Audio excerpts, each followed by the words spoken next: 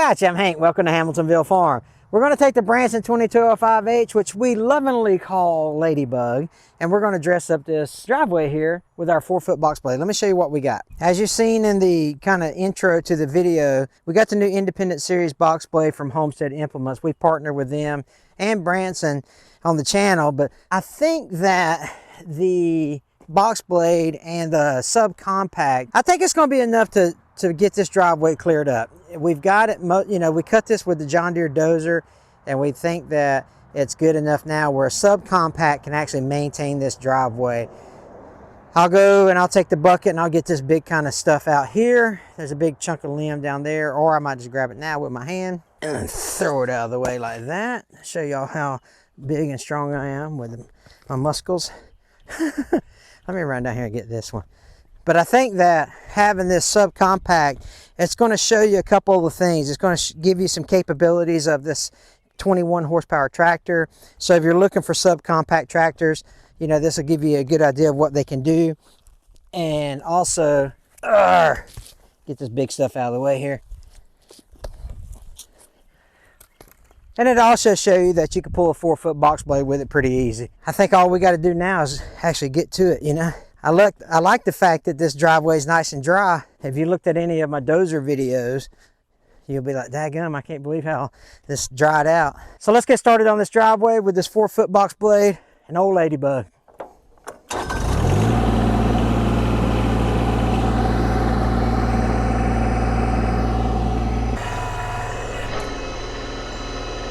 I'm gonna put it in 4-wheel drive. I'm gonna keep it in high range for now.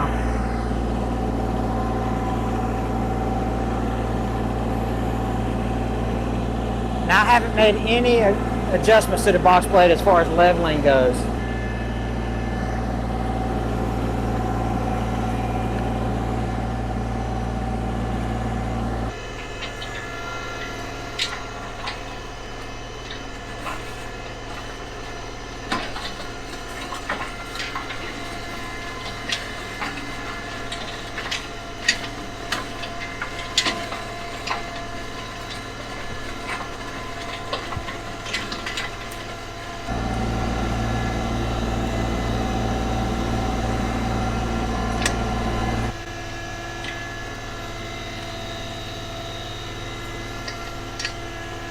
The road is nice and crowned already from the dozer.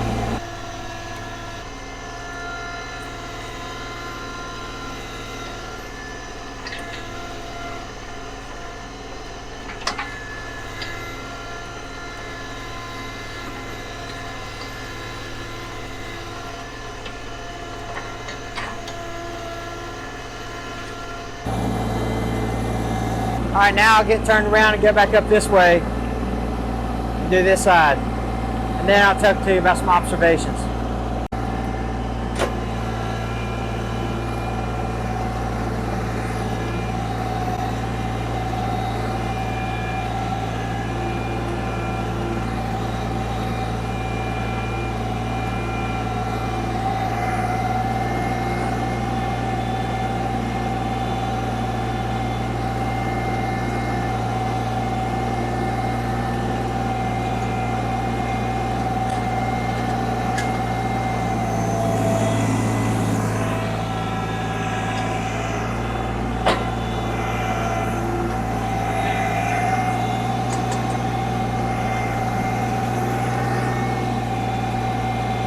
I made a pass down and back up. So let me talk to you about, literally that's the first 2 passes I've made with a 4-foot box blade and a 21 horsepower SubCompact tractor.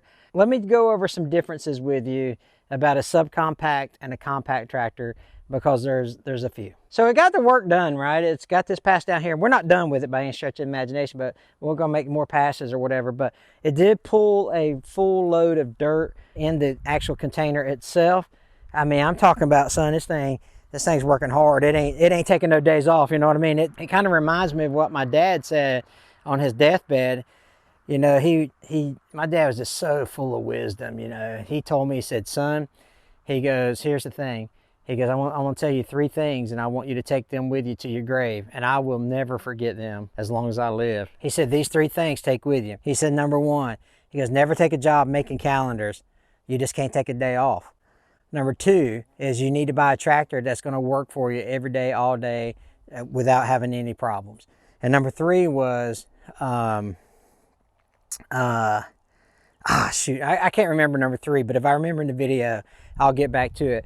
But so far, this little subcompact tractor has really been working. Every time we've asked it to do something, it's been doing it. So let's talk about the differences between a subcompact and a compact tractor and what you may or may not need for your property. So first and foremost, it's not a 55 horsepower tractor. It's not a 3,000 pound tractor. So the feeling you're going to get, if you have two different tractors, if you have a large compact tractor and a subcompact tractor at your house and you go back and forth between the two, there's differences, right? The big compact tractor has a lot more lifting capacity, a lot more weight, a lot more ability to pull things. And so when you jump on the subcompact tractor, don't expect that type of performance don't expect the type of performance you're getting from the compact tractor in your little subcompact tractor, right? Big differences. So when I was pulling this BoxBlade, you could really feel that box full of dirt behind you whenever that thing got full, right? And something that I have on my 55 horsepower tractor is I've got a hydraulic top link. This one is not hydraulic. And so for me to be able to feather this BoxBlade, I think I'm gonna, let's see. Yeah, I don't have rear spools for that, but man, a hydraulic top link just makes your world so much nicer. And I thought to myself when I was pulling this big heavy load of dirt, I was like, man, this thing is struggling with this dirt in the box. But I remembered, oh yeah, you just got to push down further. You know, my 5220 is a shuttle shift tractor.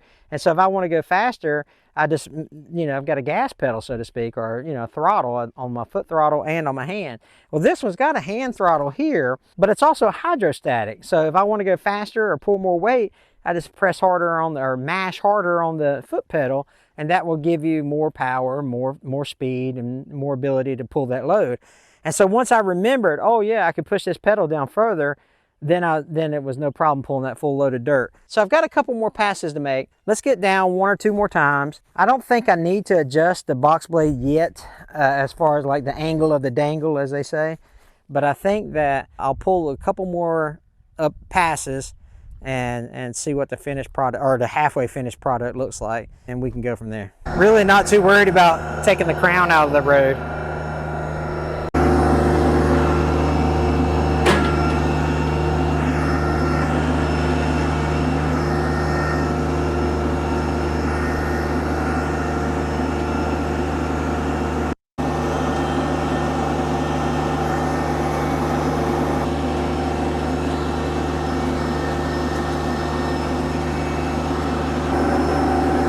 I've been running this thing about 3,000 RPM, somewhere around in there.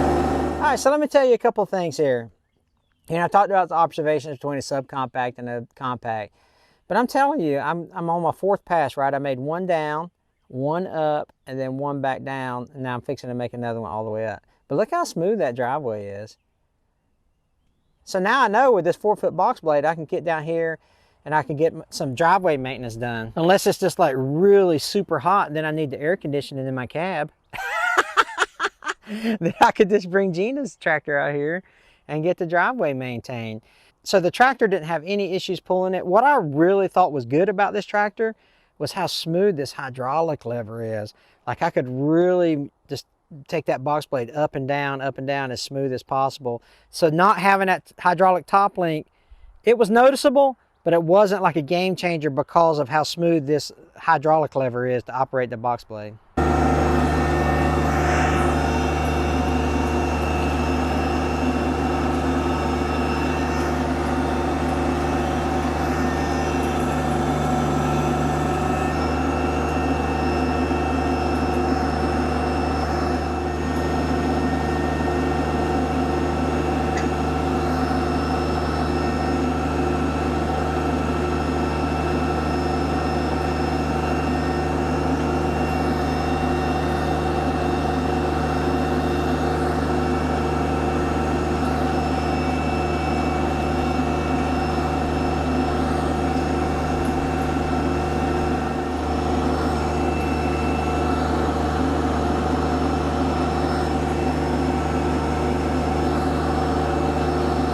If you've had that question about will a subcompact work for me, depending on your situation, you know, if you're going to maintain driveways or something like that, get you a subcompact. I mean, of course, obviously we like the Branson, right? But a subcompact, it'll pull a 4-foot box blade, probably pull a 4-foot rotary cutter, probably a 4-foot land plane. You know, so you've got a lot of options with these subcompact tractors, and there's a lot of power packed in them, but they're not compact tractors. You just remember that. Once you jump into that, you know, 35 horsepower range or whatever, you're going to start needing more weight and more lifting capacity to do things like that. But these subcompacts, man, they really get a lot of stuff done. As always, we appreciate you watching. God bless.